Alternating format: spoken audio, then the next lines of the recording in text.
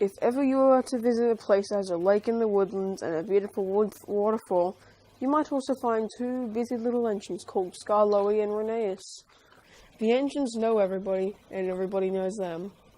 There are two more engines, Sir Handel and Peter Sam. The four little engines are happy on their line, which is run by the thin controller. One day the fat controller sent Edward to be mended, but he had to be shunted at the Skarloey Railway.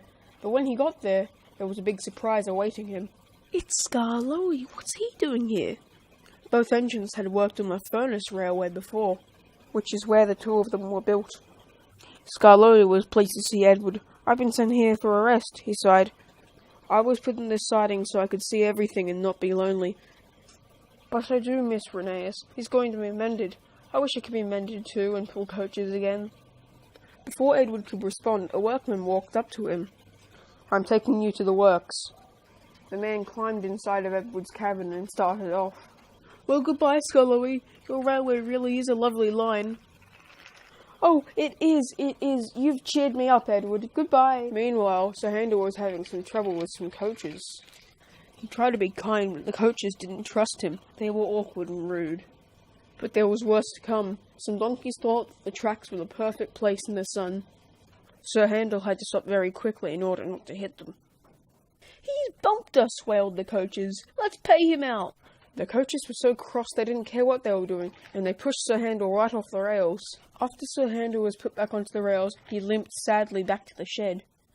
"No more work for you today, I suppose.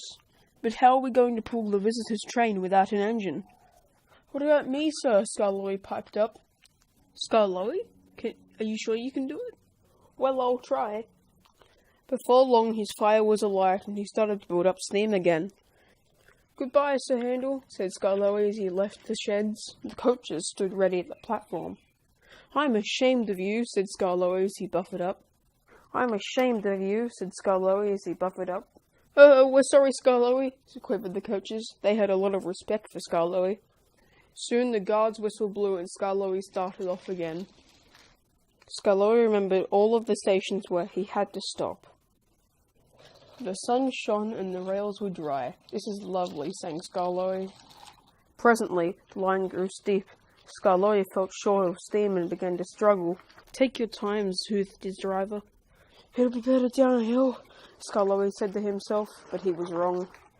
His springs were weak and the rail joints jarred his wheels. "Ow!" he said. "I feel all crooked."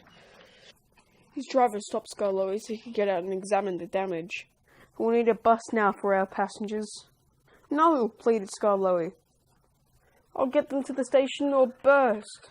Meanwhile, James was waiting at the station for Skarloey's passengers. Clinging and clunky, Skarloey steamed down the hill and into the platform. I'll do it! "I've done it." James collected his passengers and respectfully puffed away.